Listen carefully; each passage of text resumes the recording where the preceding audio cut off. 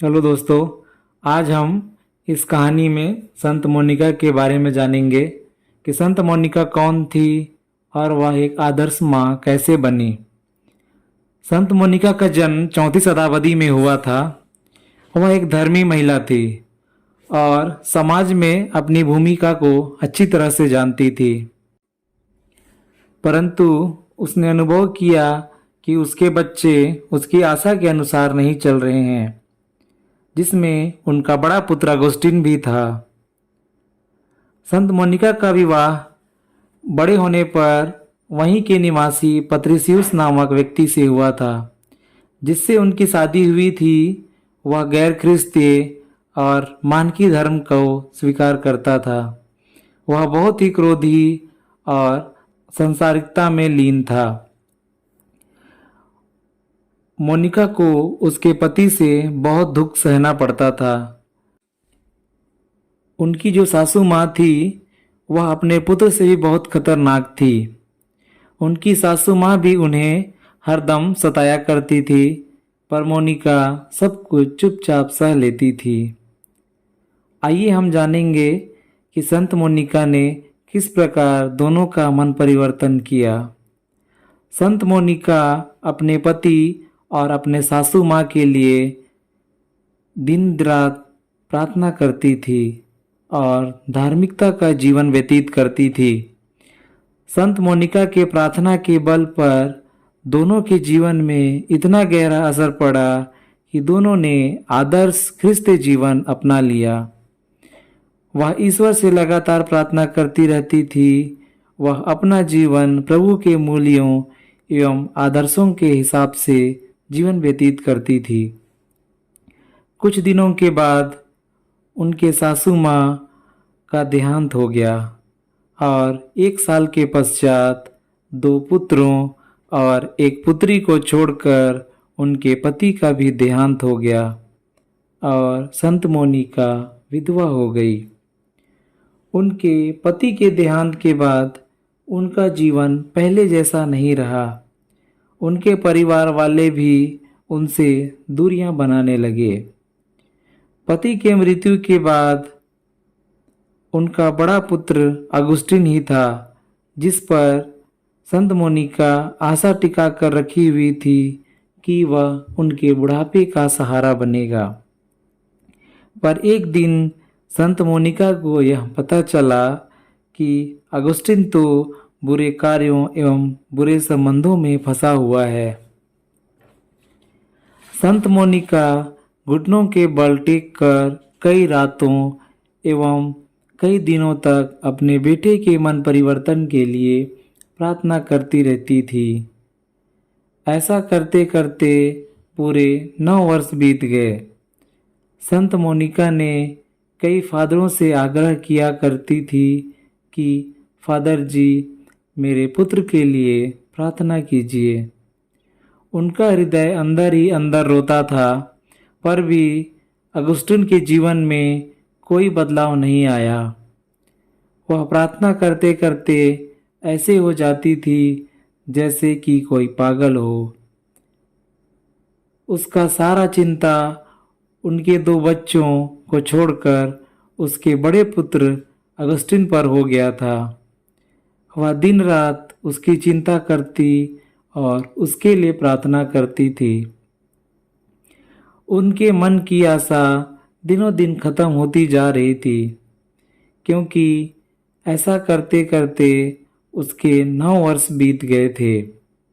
एक दिन वह धर्माध्यक्ष से मिली और उसने सारी बातें धर्माध्यक्ष को बताई।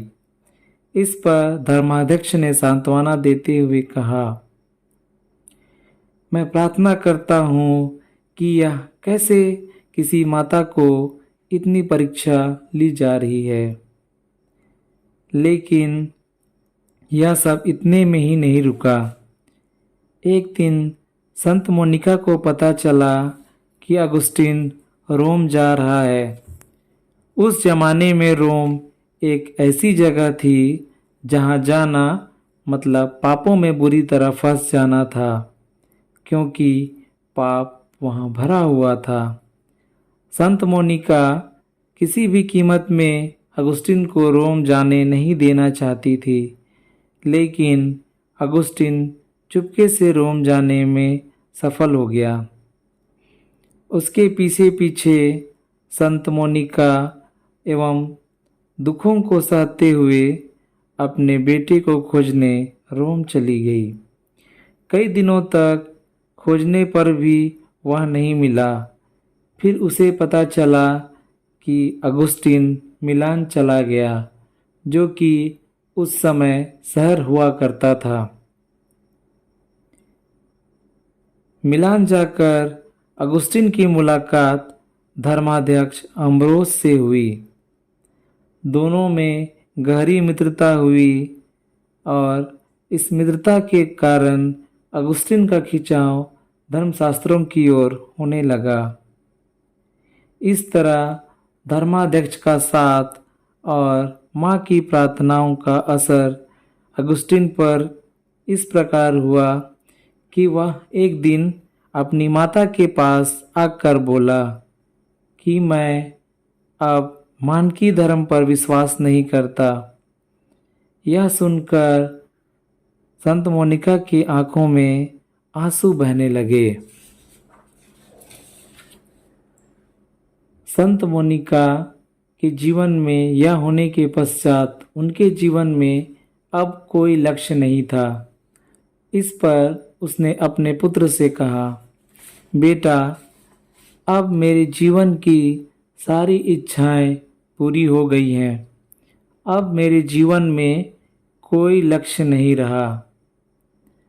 संत मोनिका का जीवन इस परिस्थितियों को झेलते झेलते वह शारीरिक रूप से बहुत कमज़ोर हो गई थी। उसने अंतिम समय में अपने पुत्र से कहा, बेटा, रोना नहीं, मुझे खुशी खुशी विदा कर देना। और यह कहा भी जाता है कि उस रात दोनों ने मिलकर प्रभु से प्रार्थना की और संत मोनिका ने अगुस्टिन से कहा, बेटा, जब तुम वेदी पर बलि चढ़ाओगे तो मुझे याद करना। उसके बाद संत मोनिका ने अपने प्राण प्रभु को समर्पित कर दिया। उस समय उनकी उम्र 55 साल की थी। चूँकि संत मोनिका ने अपने पुत्र के लिए बहुत ही सुंदर पत्नी खोज के रखा था, इस पर संत अगुस्टिन ने अपनी माँ से कहा, माँ, मैं विवाह करना नहीं चाहता, मैं पुरोहित बनना चाहता हूँ। यह सुनकर माँ अत्यंत प्रसन्न हुई और उसने कहा, बेटा, जब तुम वेदी पर बलि चढ़ाओगे तो तुम मुझे याद कर लेना।